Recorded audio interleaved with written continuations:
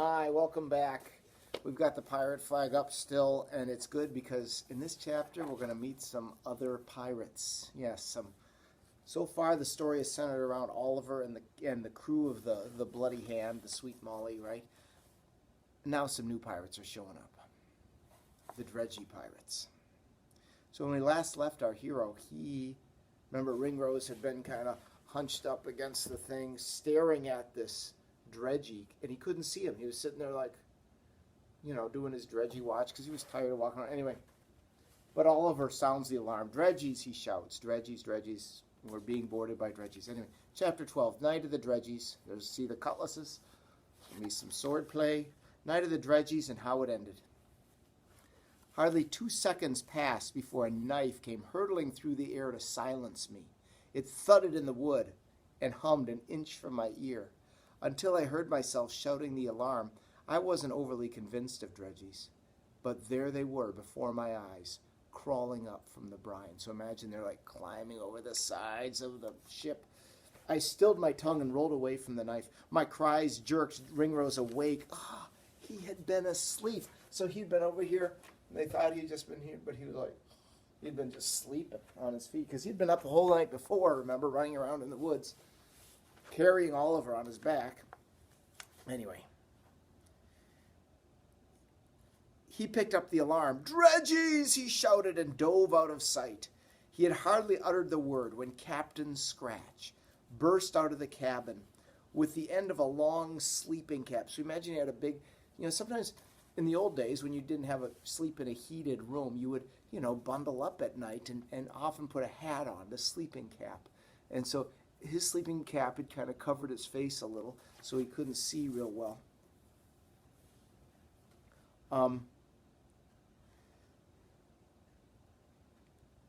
He burst out of his cabin with the end of a long sleeping cap dangling over one eye. Hearing the fearsome battle cry, he turned white as a bone, because this is his big fear, right? And we understand why. He's killed a lot of his crewmates. He's not been a good guy, right? And so he's always afraid they're going to come back and get him. And now it's happening, right?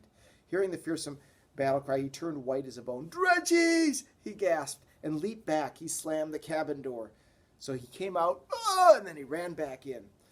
Meanwhile, the crew came tumbling up through the forecastle hatch, but hearing his alarm, they tumbled back down again. They don't want to have anything to do with Dredgies. Suddenly, all was silence. The sea made gentle lapping sounds along the hull, and the ship groaned in its joints. Mr. Ringrose's lantern, left at the foot of the ladder, glowed and flickered. I crept under a tangle of rope, and Jaboom was gone from the rail. I counted 4 Dredgies and a 5th climbing up from the sea. He balanced himself on the rail with the sea brine rolling off his arms and short legs. He was scarcesome to see. Long yellow hair clung to his skull like sea grass, and great hanging mustaches dripped from his face. His eyes darted about, picking out his fellows in the dark. Well, dash my wig. Remember Ringrose always said, strike me ugly. This guy says, dash my wig, he says, giving himself the high-flown air of an English duke. I think he would have taken a dip of snuff if he had brought some with him out of the deep. And then his voice turned chirpy as a cricket. What keeps you standing about for, mongrels, cowards? Waiting for some scurvy chap to slit your throats?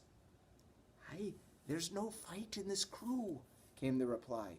Aye, whispered another. The ship is spooked.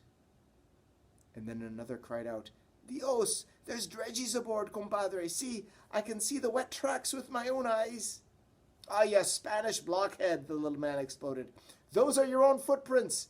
Fight, you palpitating pigeons. Charge, you cowering geese. To the captain's quarters. So saying, he jumped to the deck. A piercing screech ripped through the night air. It was a cry I knew well. So he had been up on the rail of the ship, like up here, and he jumped down, and there was this big scream that was let out. Oliver knew right away. He had landed on Jaboom's tail.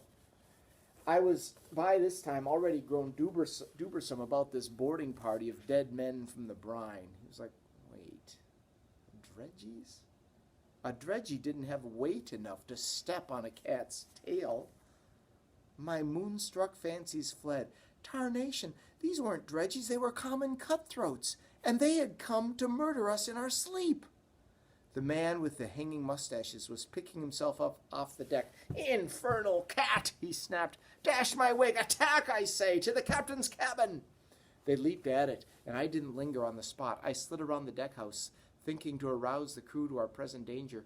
But when I reached the forecastle hatch, I found it locked tight. I rapped with my fist, but I raised no one. The men below must have thought it was the dead men come to get them.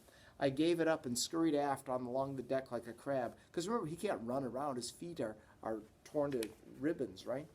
The invaders were now charging the captain's cabin. I stopped behind the chest of cannonballs and saw them batter at the door with their shoulders. The lock burst, and they rushed into the dark, lickety-cut, yelling like banshees. Clearly, the captain had doused his night lantern in order to hide himself away. And then, inches from my nose, the lid of the old sea chest began to rise on its rusty hinges. So it started to... The old sea chest is opening up. My breath caught. Something was rising out of the chest. Slowly, slowly, I was too awestruck to move.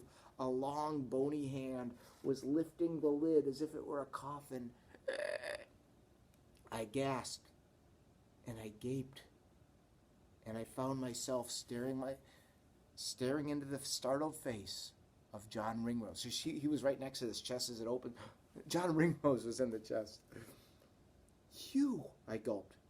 "You," he gulped, for I had scared him in his hiding place as much as he had scared me. He had folded himself up there with the cannonballs. How he did that was a marvel. "Quick, sir," I said. "They're not dredgies. They're cutthroats." "Nay, sonny," he twitched, lowering the lid again. "See for yourself." By now the rogues had burst back on deck, flinging Captain Scratch along with them. In the tussle, the sleeping cap had gotten pushed all the way down over his face, so he can't see. "Strike me ugly," said Ringrose, peeping at them. Why, they're merely murderers." So he's happy that they're just murderers, you know. The rest of us, I don't want to meet any murderers, right? But he's like, they're just murderers. We don't have anything to worry about. Pirates are funny people. "They're just murderers. Spaniards, I think." He was aghast. "Spaniards?" "One of them, at least. They plan to take the ship from us."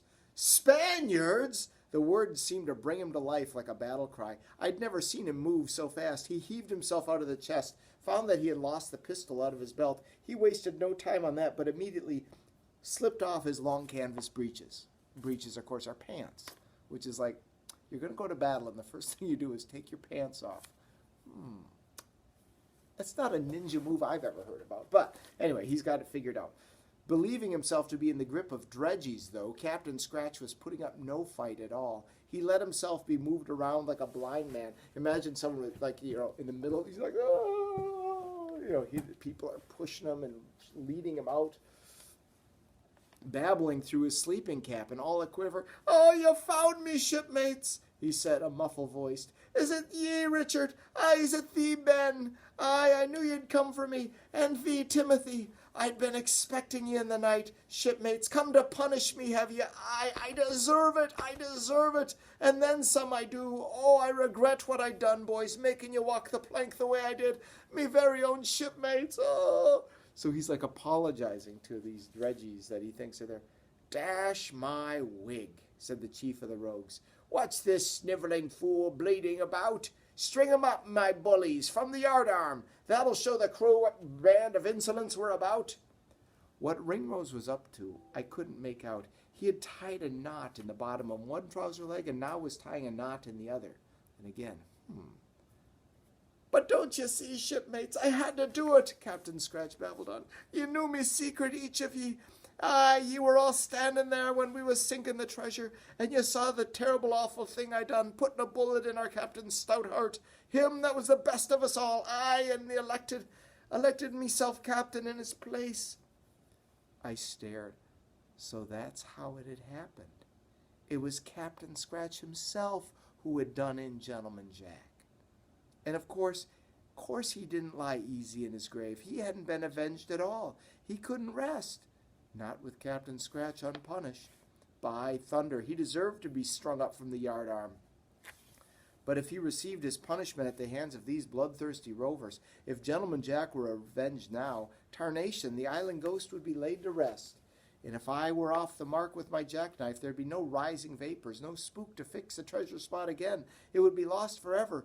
By the time those thoughts had gone flying through my head, Mr. Ringrose had dropped a cannonball into each leg of his breeches. The knots at the bottom kept the iron from falling through. He was so busy at this task that he seemed to have paid no attention to Captain Scratch's confession. So it seems like Oliver was the only one who heard what Captain Scratch said. By now he jumped up and began swinging the weighted trousers around his head. He let fly. The canvas breeches flashed aft, and the long legs wrapped themselves like tentacles around the party of cutthroats. So he threw it. Imagine this big thing went flying through the air, and it wrapped around these Spaniards! Spaniards! Captain Ringrose shouted. It's Spaniards has got ye! That cry awoke Captain Scratch from the grip of his dredgy madness. He was wrapped together with his captors like a bunch of carrots, and now he gave a roaring heave, and he snatched the nightcap off his head. Spaniards! They broke out of the tangle of John Ringrose's breeches, and knives flashed. Captain Scratch picked up one of the wasters bodily and pitched him into the others. At the same time, Ringrose began skimming cannonballs along as if we were playing duck pins, which is like bowling. So he's like throwing these cannonballs around. I jumped to it myself. The cutthroats were now kept as busy as bees in a tar barrel. They were hopping about the deck as if it was on fire. Captain Scratch hurled one of the men over the side, and then another, and a third climbed out on the rat lines. But Ringrose heaved such a charge of cannonballs his way that he soon fell into the sea. The fourth man jumped over the side of his own advice. But there was more fight in their leader than all of his fellows combined. Captain Scratch, deep in the shadows, couldn't lay hands on him. The man leaped about like a flea, a knife between his teeth and another in his hand. Captain Scratch lunged like an enraged bull and clasped thin air. Finally, he caught the rogue by the foot as he tried to get into the riggings. Then the last of the cannonballs, which I myself had fired along deck, tripped Captain Scratch. In the next second, the little man was on top of him, knife in the air, their two heads now in the glow of a dredgy lantern left on deck. Harry Scratch! The little man gasped, the knife frozen in midair. By the same instant, Captain Scratch recognized the man he was fighting. Well, the devil fetch me! He roared. Any guesses who it is? No, it can't be Gentleman Jack. He's dead already. We know that. The devil fetch me! It's Billy Bombay! So, Billy Bombay, remember the other guy who could see ghosts, shows up at the right spot at the right time. The next chapter is chapter 13, which, see what he did here?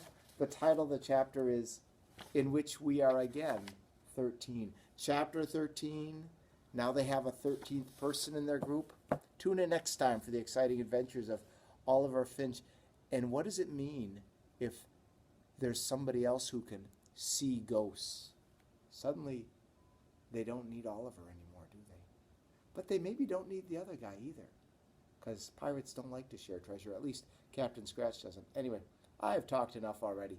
You guys have a great day. We'll talk to you later. Tune in next time. It's chapter 13, and then 14, and then 15, and then 16 is the end. All right, so 13, 14, 15, 16, 4 more.